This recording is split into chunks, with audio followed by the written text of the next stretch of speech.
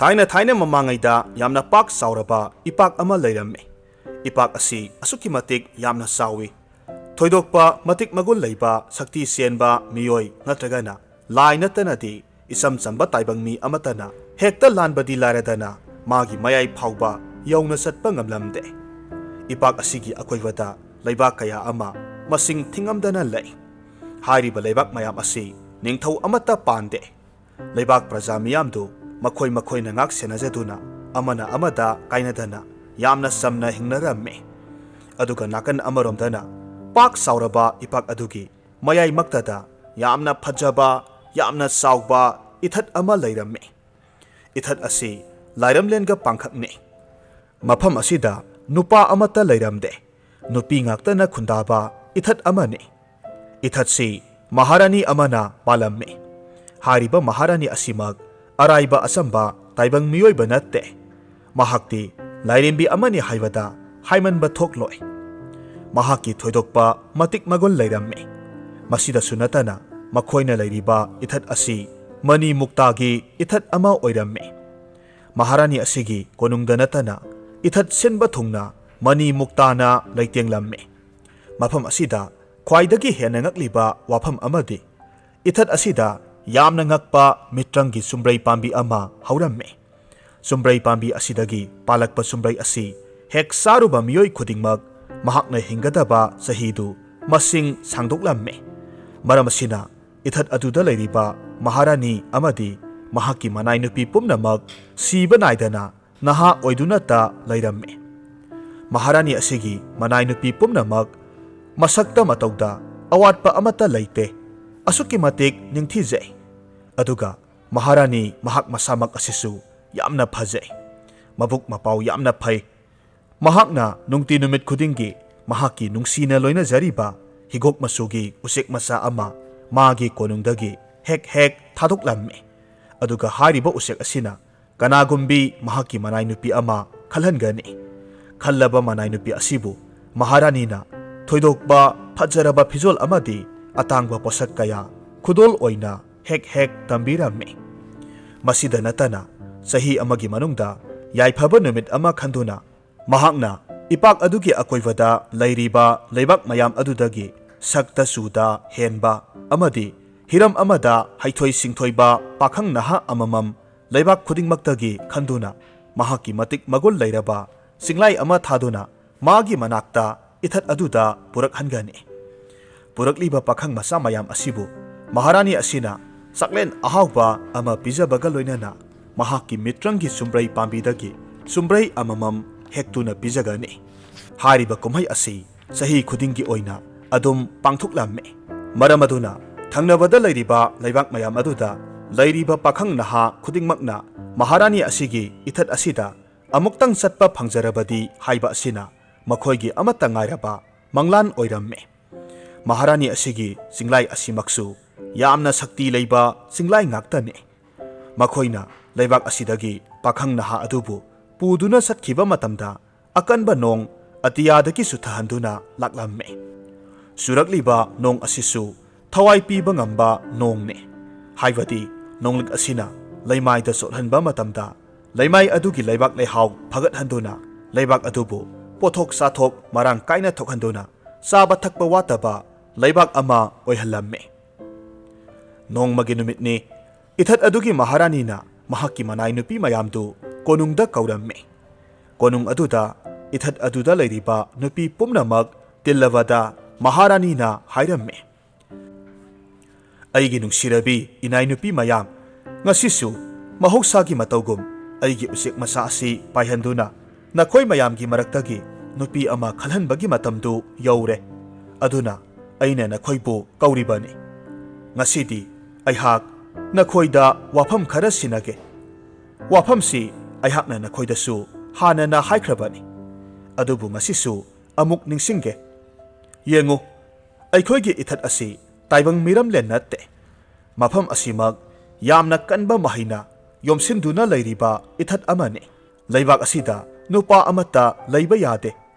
Aduna ni nakhoi nupi ngakta leiribase. Aduga ithat asida leiriba nakhoi amatana nupa amatagi wakhal khanba yade. ꯑꯩꯅ ꯏꯊꯠ ꯑꯁꯤꯗ ꯆꯍꯤ ꯈꯨꯗꯤꯡꯒꯤ ꯆꯥꯛꯂꯦꯟ ꯁꯤꯟꯗꯨꯅ ꯄꯤꯖ ꯄꯤꯊꯛ ꯍꯦꯛ ꯍꯦꯛ ꯇꯧꯅꯅꯕ ꯄꯨꯔꯛꯂꯤꯕ ꯃꯈꯣꯏ ꯄꯥꯈꯪ ꯃꯆꯥ ꯄꯨꯝꯅꯃꯛꯀꯤ ꯁꯦꯕꯥ ꯅꯈꯣꯏꯅ ꯅꯤꯡꯊꯤꯅ ꯇꯧꯒꯗꯕꯅꯤ ꯑꯗꯨꯒ ꯀꯔꯤꯒꯨꯝꯕ ꯅꯊꯃꯣꯏ ꯋꯥꯔꯛꯄ ꯉꯝꯗꯗꯨꯅ ꯁꯛꯈꯪꯗꯕ ꯃꯈꯣꯏꯒ ꯋꯥꯔꯤ ꯋꯥꯇꯥꯏ ꯁꯥꯅꯕ ꯁꯛꯈꯪ ꯃꯥꯏꯈꯪꯅꯕ ꯍꯦꯛ ꯇꯧꯔꯨꯔꯕꯗꯤ ꯅꯈꯣꯏ ꯏꯊꯠ ꯑꯁꯤꯗ ꯂꯩꯕꯒꯤ ꯆꯠꯅ ꯀꯥꯡꯂꯣꯟꯗꯣ ꯊꯨꯒꯥꯏꯔꯦ ꯍꯥꯏꯅ ꯈꯟꯒꯗꯧꯔꯤꯕꯅꯤ ꯑꯗꯨꯝꯅ ꯍꯦꯛ ꯇꯧꯔꯕꯗꯤ ꯃꯔꯥꯜ ꯂꯩꯔꯕꯤ ꯅꯨꯄꯤꯗꯨ ꯏꯊꯠ ꯑꯁꯤꯗꯒꯤ ꯃꯇꯝ ꯆꯨꯞꯄꯒꯤ ꯑꯣꯏꯅ ꯇꯥꯟꯊꯣꯛꯀꯗꯧꯔꯤꯕꯅꯤ ꯃꯍꯥꯛ ꯑꯗꯨꯅ ꯏꯊꯠ ꯑꯁꯤꯗ ꯂꯩꯇ꯭ꯔꯕꯗꯤ ꯅꯈꯣꯏꯅ ꯑꯣꯃꯣꯔ ꯑꯣꯏꯗꯨꯅ ꯃꯇꯝ ꯆꯨꯞꯄ ꯅꯍꯥ ꯑꯣꯏꯗꯨꯅ ꯍꯤꯡꯂꯤꯕ ꯑꯁꯨꯝꯅꯗꯤ ꯑꯣꯏꯔꯔꯣꯏ ꯃꯍꯥꯛꯇꯨ ꯏꯆꯝ ꯆꯝꯕ ꯇꯥꯏꯕꯪ ꯃꯤꯑꯣꯏꯕ ꯑꯣꯏꯗꯨꯅ ꯑꯍꯜ ꯑꯣꯏꯁꯤꯜꯂꯛꯇꯨꯅ ꯁꯤꯈ꯭ꯔꯒꯗꯕꯅꯤ ꯑꯗꯨꯅ ꯑꯩꯒꯤ ꯅꯨꯡꯁꯤꯔꯕꯤ ꯏꯅꯥꯏ ꯅꯨꯄꯤ ꯃꯌꯥꯝ ꯅꯈꯣꯏ ꯑꯁꯣꯏꯕ ꯑꯔꯥꯟꯕꯁꯤ ꯀꯩꯗꯧꯅꯨꯡꯗ ꯇꯧꯕ ꯌꯥꯗꯦ ꯅꯈꯣꯏꯅ ꯑꯁꯣꯏꯕ ꯑꯔꯥꯟꯕꯁꯤ ꯍꯦꯛ ꯇꯧꯔꯨꯔꯕ ꯃꯍꯥꯔꯥꯅꯤ ꯑꯩꯅ ꯅꯈꯣꯏꯕꯨ ꯐꯅ ꯌꯥꯝꯅ ꯀꯟꯅꯤꯡꯂꯕꯁꯨ ꯀꯟꯕ ꯉꯝꯂꯔꯣꯏ ꯃꯁꯤꯃꯛ ꯇꯥꯏꯕꯪ ꯃꯄꯨ ꯃꯍꯥꯛꯅ ꯁꯤꯟꯅꯔꯝꯕ ꯊꯧꯔꯥꯡꯅꯤ ꯍꯥꯏꯕꯁꯤ ꯅꯈꯣꯏ ꯀꯥꯎꯒꯅꯨ ꯃꯇꯥꯡ ꯑꯁꯤꯗ ꯃꯍꯥꯔꯥꯅꯤꯒꯤ ꯃꯅꯥꯏ ꯅꯨꯄꯤ ꯑꯃꯅ ꯇꯞꯅ ꯍꯪꯂꯛꯂꯝꯃꯤ ꯃꯍꯥꯔꯥꯅꯤ ꯏꯕꯦꯝꯃ ꯅꯅꯥꯏ ꯅꯨꯄꯤ ꯑꯩꯍꯥꯛꯅ ꯁꯃꯝꯅꯕ ꯋꯥꯐꯝ ꯑꯃꯈꯛ ꯂꯩꯖꯩ ꯋꯥꯐꯝꯁꯤ ꯅꯅꯥꯏ ꯑꯃꯨꯛꯇꯪ ꯍꯪꯒꯠꯆꯒꯦ ꯍꯥꯏꯌꯣ ꯍꯥꯏꯌꯣ ꯏꯅꯥꯏ ꯑꯁꯥꯟꯕꯤ ꯀꯔꯤꯅꯣ ꯅꯪꯅ ꯍꯪꯅꯤꯡꯂꯤꯕꯗꯨꯕꯣ ꯃꯍꯥꯔꯥꯅꯤ ꯏꯕꯦꯝꯃ ꯑꯩꯈꯣꯏꯒꯤ ꯏꯊꯠ ꯑꯁꯤꯗ ꯄꯥꯜꯂꯤꯕ ꯃꯤꯇ꯭ꯔꯪꯒꯤ ꯆꯨꯝꯕ꯭ꯔꯩꯁꯤ ꯑꯩꯈꯣꯏꯅ ꯆꯥꯖꯕ ꯃꯇꯝꯗꯗꯤ ꯑꯩꯈꯣꯏꯁꯤ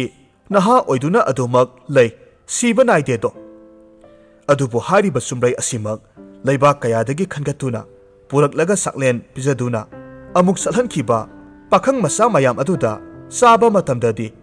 ꯃꯈꯣꯏꯗꯤ ꯅꯍꯥ ꯑꯣꯏꯊꯣꯔꯛꯇꯦ ꯇꯧꯕꯇꯗꯤ ꯃꯈꯣꯏꯒꯤ ꯍꯤꯡꯕꯒꯤ ꯆꯍꯤꯗꯨ ꯈꯔꯒ ꯑꯃꯨꯛ ꯍꯦꯟꯅ ꯁꯥꯡꯗꯣꯛꯏ ꯃꯁꯤꯕꯨ ꯃꯇꯧ ꯀꯔꯝꯅ ꯑꯣꯏꯊꯣꯛꯂꯤꯕꯅꯣ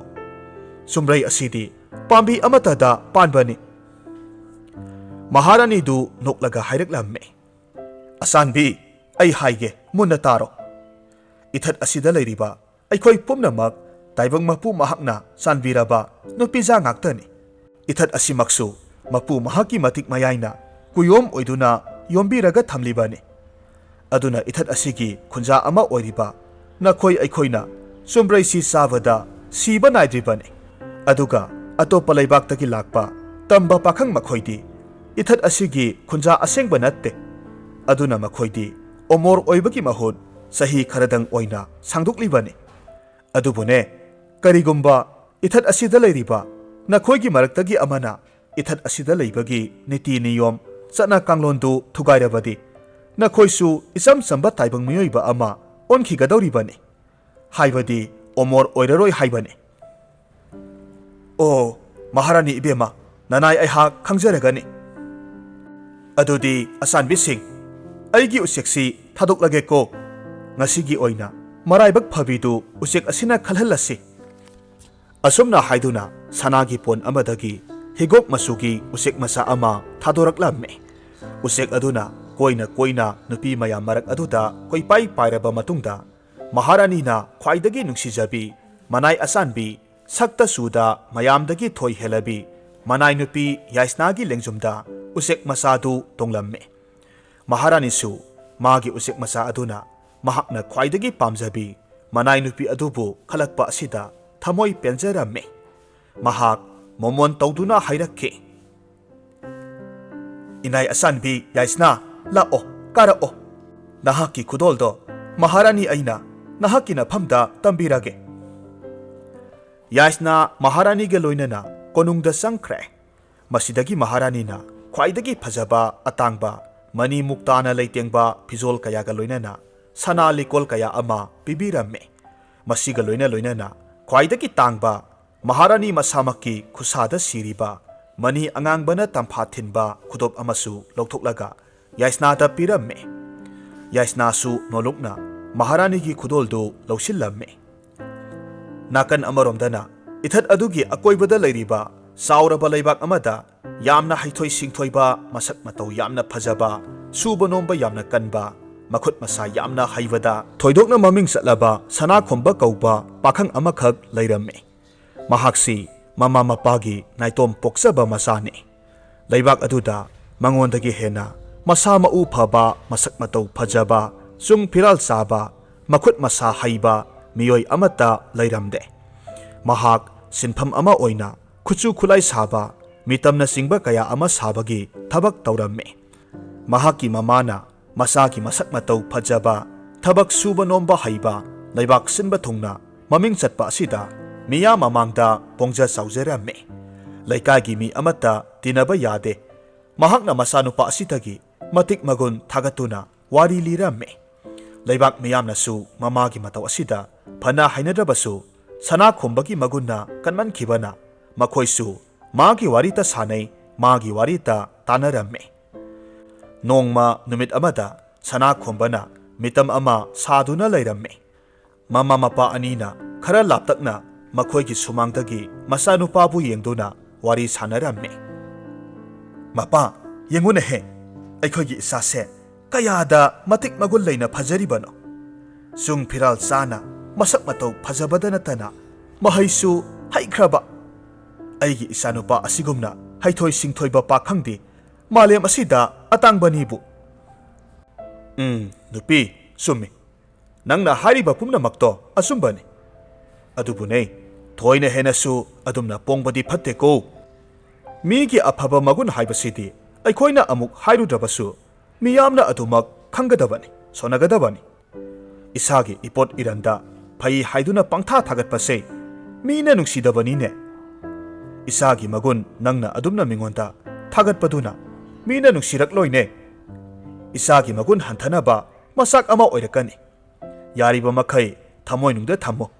mingonda panghaisu haiganu ko karino da mapa phai haibabu phai haibani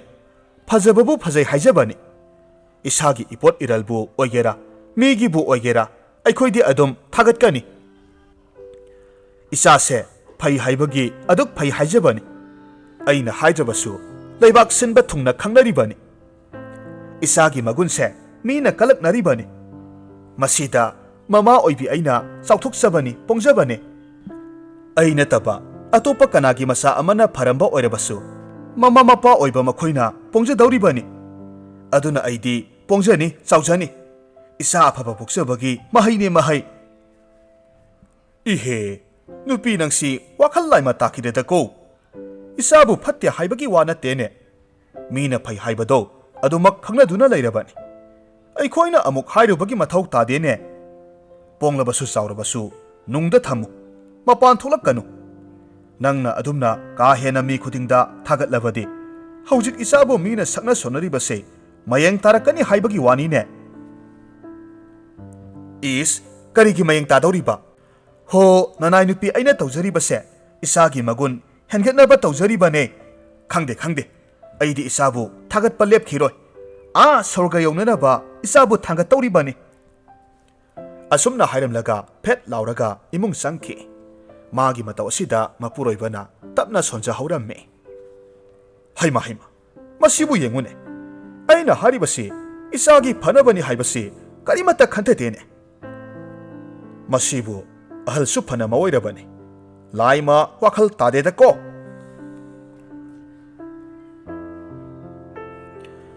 matam khara haukhre sana khomba hoigi leibak adumaktada yamna inak khunba lau ingkhol marang kaina leiba imung ama leiramme imung asigi laije henbi kaubi masa ningol ama leiramme laije henbi masak matau adumak ingna phajabi laisa mapung pharabi nupini mahaknadi sana khombabu lona mathamoida matam koinedagi khanjaduna laklamme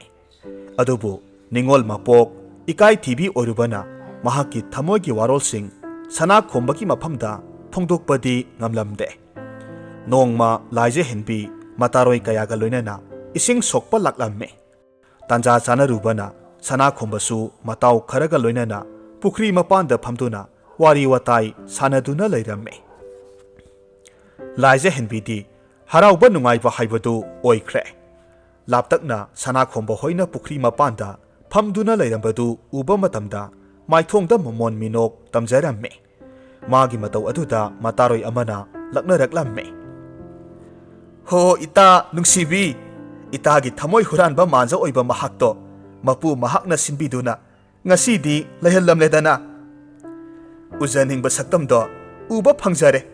tazaning ba mapaudo tarabada itagi thamoina maka lamna haraujabadu uraga nata aikhoisu thamoise penjare do Laije henbi ikairap tawna khomme As ita nakhoisima onthongna ikairi wani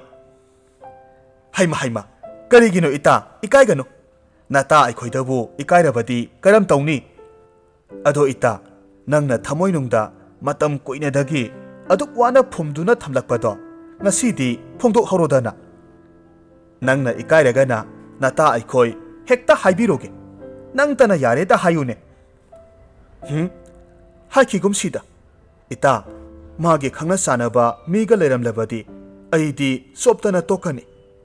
punsi chuppa mimang thokpa ngamdana ikai phirup khumduna laigani ita Adudi karam toksike adumaina adum na thamoida saklaga leirake hairibro Asumna makhoi punna laktuna pukhri adudagi ising soklamme Laije henbi ising soklibadu mapukning sangde kirup septha duna sana khombada yengjaramme adubu sana khombanadi mangonda hanna phawba yenglamde mahakti nupi angangda thoina mitaba misak natte aduga mahakna laije henbi busu masak khangba natte laije henbi tana lona nungsijaba pamjabane matam khara haukre nongma sana khombagi mamadu thabak ama sathoklamme mapa sanarubana Laije henbigi mamaga hek thengnaramme Laije henbigi mamana sana khombagi mamada khamduna wari saba hauramme wari di masini Laije henbigi ahallamana sana khombada masanupibu thajaningba koire adubu haibadi ngamdre matang saringai wafam asi haudoksabani haina hairamme sana khombagi mama ibema asisu ahenba pamba asauram kaba nupi ama oivana ina khunba imungna hairakpani khanduna tungda kari oirakani khantharuba tawdana harauna yaramme mayumda halaklabada mapuroiba amadi masanupada paudu tamlamme mapuroibana magi nupida masanupagi ayaba yaudana karigi warep hektamak taraina lauribano maduna tungda afaba oirakloi aduga nupi masa adusu makhoina munna khangba natte magi lamchat sajat makhoina uba natte Mayamdu karimata khandana hekta yathoklammi haiduna nganglamme adubu mamana thoina hena onkhatuna mana pharani khanduna yaramlibani haina hairamme sana khombasu masak masa khangdabi nupi amabu kamdongna luhongani haina wafam asi kaya yaninglamde adubu mamana ngangman seimanbadagi mahaksu mamagi ningba thungjenaba haiduna wafamdu yaramme mapadi iya yaningdabagum Magi nupida nganglamme matang asida mamana amuk haireklamme Mapa karigino nahakna asuk yamna pangliba sibu isa nupa sibu maya oijage hairekliba imungdo nahakna su hena khangbiribaduni leibak asida khwaidagi ina khunba imungni makhoiga sangga oirabadi awatpa lairoidoribani adugisu mathakta makhoigidi masanupi adu khaktani Mabu imau oirabadi awong awon asuki matik sauna tamlakadawribanine aduga makhoigi lejaba maral mathum pumnamak isanupa asigi oihawgadawribani tha khara haukhre nongma nungthilgi matam amada ithat adugi maharanina leibak adugi akoibada leiriba leibak mayam adubu sinba thungnanaba mahakki masing yamlaba khunu mayam ama thadoktuna saklen sinbagi sebaw santoklamme sebaw aduda akoibada leiriba leibaksing adudagi khangatlaba pakhang masasing adugi maming matha loinamak iramme sana khomba hoigi leibak adugi oinadi sana khomba khalaklamme paw asi tabada magi mama ibimadi hanadagi amukka hena masagi maramda pongjaba saujaba hengallaklamme mahakta natana masanupaga luhongnanaba haina singnariba imung adunasu magi damak yamna sauthukcharamme sana khombagi mama ibemadi laikagi mi amata uba yakhidre mahakna masanupagi maramda pongna sauna wahai kaya hairamme yumthong khuding mana chatchatuna harauba phongdokpa oina athum ahau kaya yalamme aduga asumnasu hairamme aigi isanupasi khwaidagi matik chaba isani ithat aduda chatpa phangjaba haibasi tarai tarai ba mi amana hektamak chatpa phangba natte adusu chawkhraba laimakka pangkhak oiriba singlai amada tonglaga atiya thakta wangna paiduna malangi lambida chattawribani isa afaba poksabagi nungaiba haraujaba haibadu masi oira male aduga isa asi makhoigi mitrangi chumbrei adusu pijarakadoribani maduna isagi punsi hena sangduklagani masidagi hena nungaiba ama leitre haina hairamme nakal amaromdana laije henbidi sana khombana ithat aduda chatlagani tawada haraubagi mahut mathwai hena waramme maramdi ithat adudi masak matau yamna phajabi leisabi ngaktana panba mafam amane mahakna mafam aduda chatkhraga kanagumbi magi thamoina khoidajabi nupi ama thengnarurabadi lohongbasi soidana kairagane magi thawai oiriba mahaksu maga adumak thungnaba ngamlaroi khanbada mahak leitafam khanglamde sana khombabu ithat aduda chanhan ninglamde wafam asi mahakna magi ahal lamanda haijaramme mama mapana wafam si sana khombagi ahal lamanda hauduklamme nahan makhaidi sana khombagi mama ibemadu madugi maramda thoina karimata khanjilludabani haujiktada mahak mi paiba phaurakle mahakna wajariba asi masagi afaba yaifaba tankhalakpa sida akaiba oigani haibagi oiramde ina khunba imungi masanupi asiga luhongba kaikhrabadi makhoina pirakadaba awong awun aduga makhoigi maral mathum pumnamak makhoigi oiba phanglaroi khanbagini laije henbigi ahal laman chatkhrabada mama ibemana masanupada hairamme ibungo ima wa haige nang munata hayeng na hakna ithat aduda chatpa matamda mafam aduda leiriba sakhenbi amatada nangi mityeng thamba yaroi ko nahak luhonggadabagi matam lepnaraba misak amani haibase kawba yade nahakna wakhal tadrabadi namana pa oiba ikhoidi leibak miyama mangda ikai phirup khumlabani imana hariba singse nahak kaidongnungda kawba yade ko sana khombasu mamana hariba adumak tawjage makhoibu ikaiba nanghalloi haina khumlamme mathangi ayukni sana khomba mahaki leijaba phijol set chaduna singlai aduna mahakpu lauba lakpa ngairamme leibak adugi miyam pumnamaksu matik magul leiraba singlai aduna mahakpu lauba lakkadoribadu yengningbadagi makhoigi thongalda miyam tilamme asomdana maharanina sana khombabu laurunaba mahaki khwaidagi asanbi manai yaisnabu kaukhatuna hairamme asanbi nahakna sana khomba hariba pakhangdo laururo aduga aina matam pumnamakta nakhoida sinakhiba wado kauthokpa yade ko sakhangdaba makhoiga kaidongnungda wari sanaba yade nungsi ihul phaunaba yade asumna hainaraba matung yaisna matik leiraba singlai ama tonglaga sana khombabu lauba lakle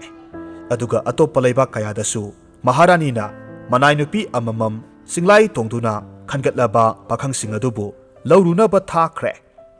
ngaihaki matung yaisnadu sana khombagi thongalda thonglamme leibak miyamdi kumhai amagum yengnaramme asuk ningthi jakhrabi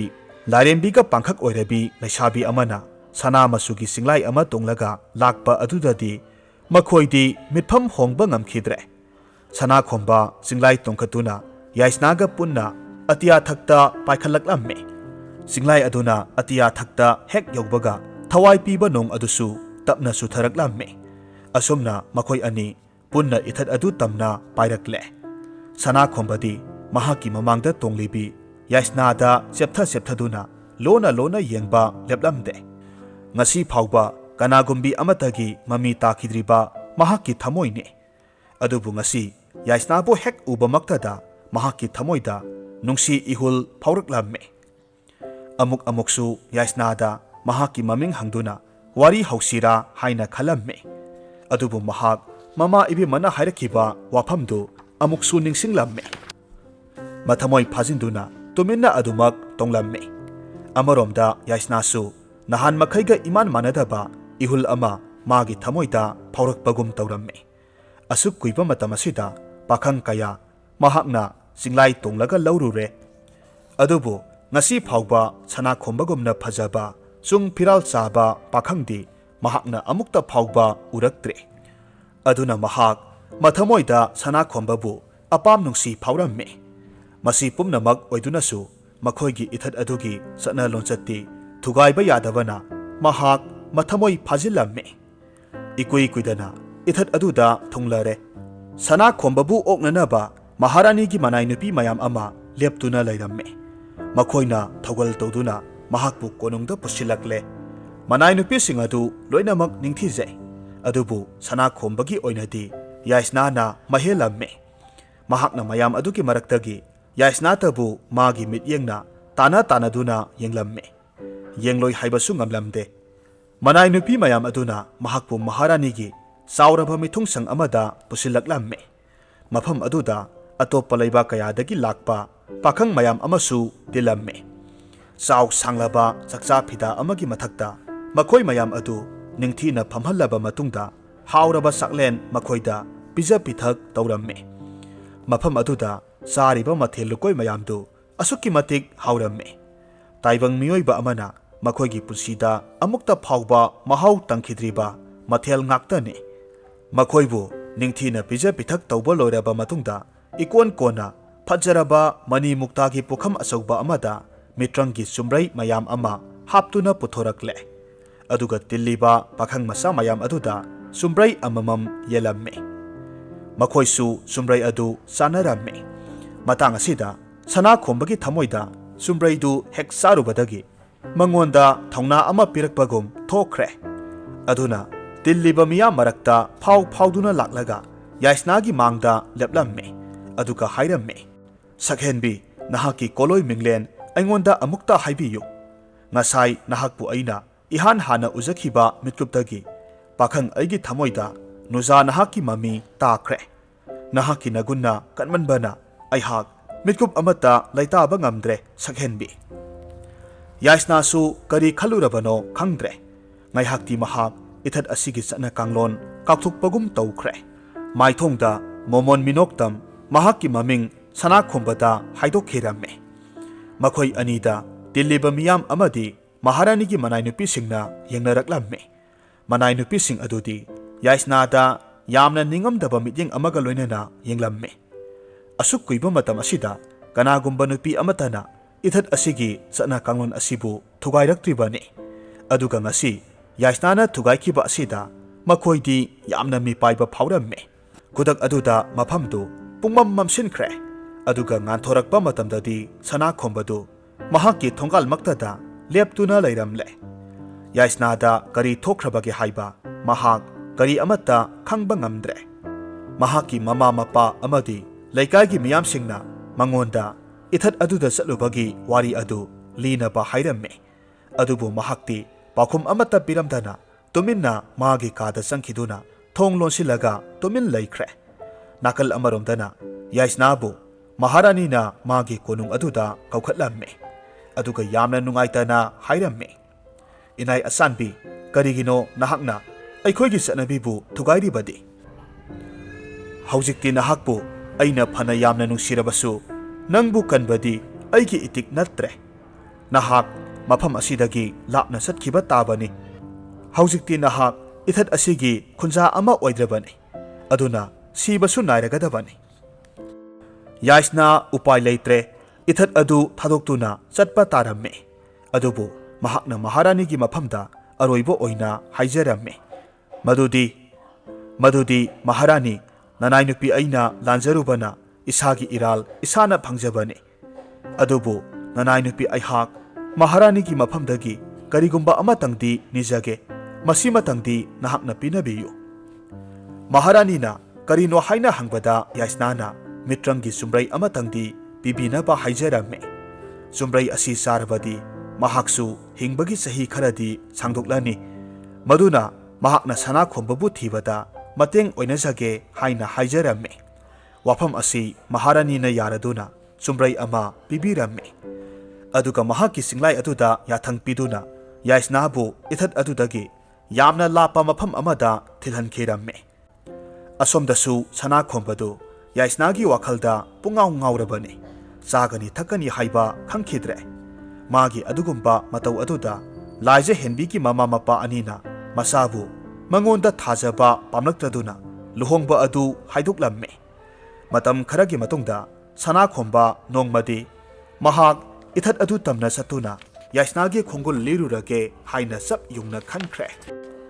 ꯑꯗꯨꯅ ꯑꯄꯤꯛꯄ ꯍꯤ ꯃꯆꯥ ꯑꯃꯗ ꯃꯥꯅ ꯆꯥꯅꯅꯕ ꯈꯔ ꯍꯥꯞꯂꯒ ꯃꯔꯩꯕꯥꯛ ꯊꯥꯗꯣꯛꯇꯨꯅ ꯌꯥꯏꯁꯅꯥꯕꯨ ꯊꯤꯕ ꯍꯧꯔꯛꯂꯝꯃꯤ꯫ ꯃꯍꯥꯛꯅ ꯂꯥꯛꯂꯤꯕ ꯑꯁꯤ ꯀꯩꯗꯧꯅꯨꯡꯗꯁꯨ ꯏꯊꯠ ꯑꯗꯨꯗ ꯌꯧꯕ ꯉꯝꯂꯣꯏ ꯍꯥꯏꯕꯁꯤ ꯃꯍꯥꯛꯅ ꯈꯪꯉꯤ꯫ ꯍꯥꯏꯔꯤꯕ ꯏꯊꯠ ꯑꯗꯨꯗꯤ ꯁꯨꯞꯅꯇꯪꯒꯤ ꯃꯍꯥꯔꯥꯅꯤꯒꯤ ꯆꯤꯡꯂꯩ ꯑꯗꯨꯒꯤ ꯃꯇꯦꯡꯅ ꯌꯧꯕ ꯉꯝꯒꯅꯤ ꯍꯥꯏꯕꯁꯤ ꯃꯍꯥꯛꯅ ꯈꯪꯉꯤ꯫ ꯑꯗꯨꯕꯨ ꯅꯨꯡꯁꯤ ꯃꯩꯆꯥꯛꯅ ꯀꯟꯈꯤꯕꯅ ꯃꯍꯥꯛ ꯁꯤꯒꯅꯤ ꯆꯪꯒꯅꯤ ꯈꯟꯗꯅ ꯌꯥꯏꯁꯅꯥꯒꯤ ꯃꯅꯥꯛꯇ ꯂꯥꯛꯂꯤꯕꯅꯤ꯫ ꯑꯁꯨꯝꯅ ꯆꯍꯤ ꯀꯌꯥ ꯍꯧꯈ꯭ꯔꯦ꯫ ꯃꯈꯣꯏ ꯑꯅꯤ ꯑꯃꯅ ꯑꯃꯕꯨ ꯊꯤꯕ ꯂꯦꯞꯅꯔꯝꯗꯦ꯫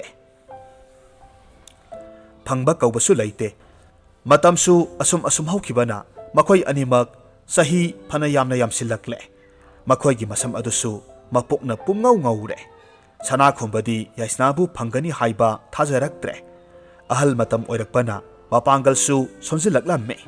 ꯑꯁꯨꯛ ꯀꯨꯏꯅ ꯆꯍꯤ 100ꯔꯣꯝ ꯍꯦꯟꯅ ꯃꯍꯥꯛꯅ ꯌꯥꯏꯁꯅꯥꯕꯨ ꯊꯤꯔꯛꯄ ꯑꯁꯤꯗ ꯐꯪꯂꯛꯇ꯭ꯔꯕꯅꯤ꯫ ꯑꯗꯨꯅ ꯃꯍꯥꯛ ꯌꯥꯏꯁꯅꯥꯕꯨ ꯊꯤꯕ ꯂꯦꯞꯂꯒꯦ ꯍꯥꯏꯅ ꯈꯜꯂꯝꯃꯤ꯫ ꯃꯔꯝ ꯑꯁꯤꯅ ꯑꯄꯤꯛꯄ ꯆꯤꯡ ꯃꯆꯥ ꯑꯃꯒꯤ ꯃꯇꯣꯟꯗ ꯃꯍꯥꯛꯀꯤ ꯄꯤꯛꯂꯕ ꯈꯥꯡꯄꯣꯛꯁꯪ ꯑꯃ ꯁꯥꯗꯨꯅ ꯅꯥꯏꯇꯣꯝ ꯍꯤꯡꯂꯝꯃꯤ꯫ ꯃꯐꯝ ꯑꯗꯨꯒꯤ ꯈꯨꯟꯖꯥ ꯃꯤꯌꯥꯝꯅ ꯃꯍꯥꯛꯇꯤ ꯂꯥꯏꯑꯣꯏꯔꯕꯅꯤ ꯍꯥꯏꯗꯨꯅ ꯃꯥꯒꯤ ꯃꯅꯥꯛꯇ ꯇꯣꯏꯅ ꯂꯥꯛꯇꯨꯅ ꯋꯥꯈꯜ ꯂꯧꯁꯤꯡ ꯄꯥꯎꯇꯥꯛ ꯀꯌꯥ ꯂꯧꯖꯔꯝꯃꯤ꯫ ꯈꯨꯟꯖꯥ ꯃꯤꯌꯥꯝ ꯑꯗꯨꯅꯁꯨ ꯃꯍꯥꯛꯀꯤꯗꯃꯛ ꯆꯥꯅ ꯊꯛꯅꯅꯕ ꯅꯨꯡꯇꯤꯒꯤ ꯑꯗꯨꯃꯛ ꯊꯤꯜꯂꯛꯂꯝꯃꯤ꯫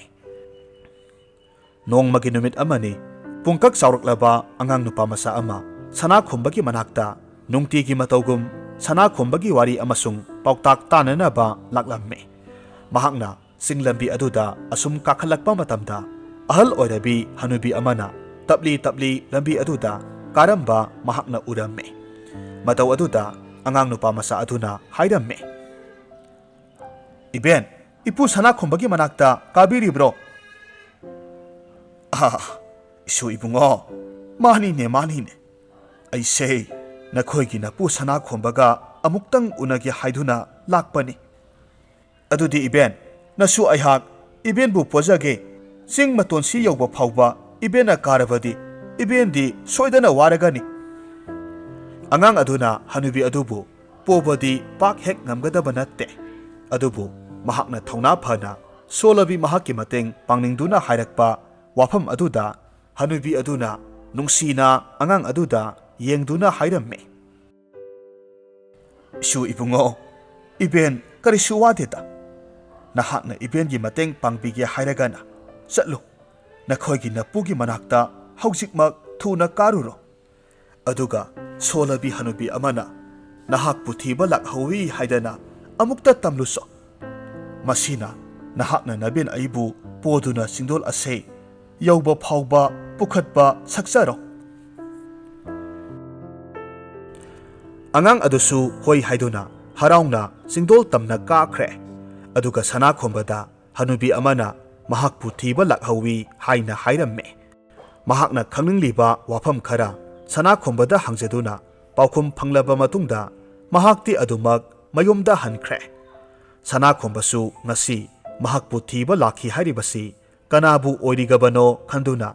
ꯂꯩꯔꯤꯉꯩ ꯃꯇꯝ ꯑꯁꯤꯗ ꯍꯅꯨꯕꯤꯗꯨ ꯆꯤꯡꯗꯣꯜ ꯌꯧꯔꯛꯂꯦ꯫ ꯍꯅꯨꯕꯤꯗꯨ ꯍꯦꯛ ꯎꯕꯃꯛꯇꯗ ꯁꯅꯥꯈꯣꯝꯕꯅ ꯂꯥꯛꯂꯤꯕ ꯑꯁꯤ ꯃꯍꯥꯛꯀꯤ ꯊꯋꯥꯏ ꯑꯣꯏꯔꯤꯕꯤ ꯌꯥꯏꯁꯅꯥꯅꯤ ꯍꯥꯏꯕ ꯈꯪꯕ ꯉꯝꯂꯝꯃꯤ꯫ ꯑꯍꯜ ꯑꯣꯏꯕꯅ ꯃꯄꯨꯛꯅ ꯄꯨꯡꯉꯧ ꯉꯧꯔꯕ ꯑꯁꯤ ꯐꯥꯎꯕ ꯌꯥꯏꯁꯅꯥꯒꯤ ꯃꯍꯧꯁꯥꯒꯤ ꯅꯨꯡꯁꯤꯕ, ꯃꯍꯥꯛꯅ ꯀꯂꯛꯆꯕ ꯃꯤꯅꯣꯛ ꯑꯗꯨꯗꯤ ꯍꯧꯖꯤꯛꯁꯨ ꯑꯗꯨꯃꯛ ꯑꯍꯣꯡꯕ ꯂꯩꯇꯦ꯫ ꯑꯗꯨꯅ ꯃꯍꯥꯛꯅ ꯏꯔꯥꯏ ꯂꯥꯏꯅ ꯍꯅꯨꯕꯤꯁꯤ ꯌꯥꯏꯁꯅꯥꯅꯤ ꯍꯥꯏꯕ ꯈꯪꯕ ꯉꯝꯂꯝꯃꯤ꯫ ꯍꯔꯥꯎꯅ ꯆꯦꯟꯁꯤꯟꯖꯗꯨꯅ ꯃꯍꯥꯛꯄꯨ ꯃꯊꯥꯗ ꯆꯦꯠꯅ ꯀꯣꯟꯖꯩ꯫ ꯆꯍꯤ ꯀꯌꯥꯗꯒꯤ ꯃꯈꯣꯏ ꯑꯅꯤꯅ ꯉꯥꯏꯖꯔꯛꯄ ꯃꯤꯠꯀꯨꯞ ꯑꯗꯨ ꯐꯪꯂꯕꯗ ꯊꯃꯣꯏ ꯑꯅꯤꯗꯨ ꯍꯔꯥꯎꯕꯒꯤ ꯄꯟꯈꯩ ꯂꯩꯈꯤꯗ꯭ꯔꯦ꯫ ꯑꯃꯨꯛꯁꯨ ꯀꯞꯃꯤꯟꯅꯩ, ꯑꯃꯨꯛꯁꯨ ꯅꯣꯛꯃꯤꯟꯅꯩ꯫ ꯍꯥꯏꯔꯤꯕ ꯇꯥꯟꯖꯥ ꯑꯁꯤꯗ ꯀꯗꯣꯝꯗꯒꯤꯅꯣ ꯈꯪꯍꯧꯗꯦ ꯎꯆꯦꯛ ꯃꯆꯥ ꯑꯃꯈꯛ ꯃꯈꯣꯏ ꯑꯅꯤꯒꯤ ꯃꯊꯛ ꯑꯗꯨꯗ ꯀꯣꯏꯄꯥꯏ ꯄꯥꯏꯔꯛꯂꯝꯃꯤ꯫ ꯁꯅꯥꯈꯣꯝꯕꯅ ꯎꯆꯦꯛ ꯑꯗꯨ ꯃꯍꯥꯛꯀꯤ ꯈꯨꯠꯇ ꯇꯣꯡꯂꯛꯅꯅꯕ ꯃꯈꯨꯠ ꯇꯤꯡꯊꯣꯛꯂꯝꯃꯤ꯫ ꯎꯆꯦꯛ ꯑꯗꯨꯅ ꯃꯍꯥꯛꯀꯤ ꯃꯈꯨꯠꯇ ꯇꯣꯡꯂꯛꯄꯒꯤ ꯃꯍꯨꯠ ꯆꯨꯝꯕ꯭ꯔꯩ ꯑꯃ ꯃꯥꯒꯤ ꯃꯈꯨꯠ ꯑꯗꯨꯗ ꯊꯥꯗꯔꯝꯂꯒ ꯎꯆꯦꯛ ꯑꯗꯨꯗꯤ ꯄꯥꯏꯗꯨꯅ ꯆꯠꯈ꯭ꯔꯦ꯫ Chumbrei du hek uba maktada makhoi anina masidi MITRANGGI Chumbrei du ni haiba khanglamme. Usek adu Maharani gi usek ni. Chumbrei du Maharani na pirakpani haibasi makhoi anina khanglamme. Harauna Chumbrei adu tangkhai khaiduklaga makhoi ani saminaramme. Kudak aduda ahal oiramba makhoi animak naha onthoraklamme. Asumna hariba numit adudagi makhoi yamna harau nungaiba punsi mahing amada sana khombagi piklaba khangpoksang aduda nungsi sanana hingminna khiramme.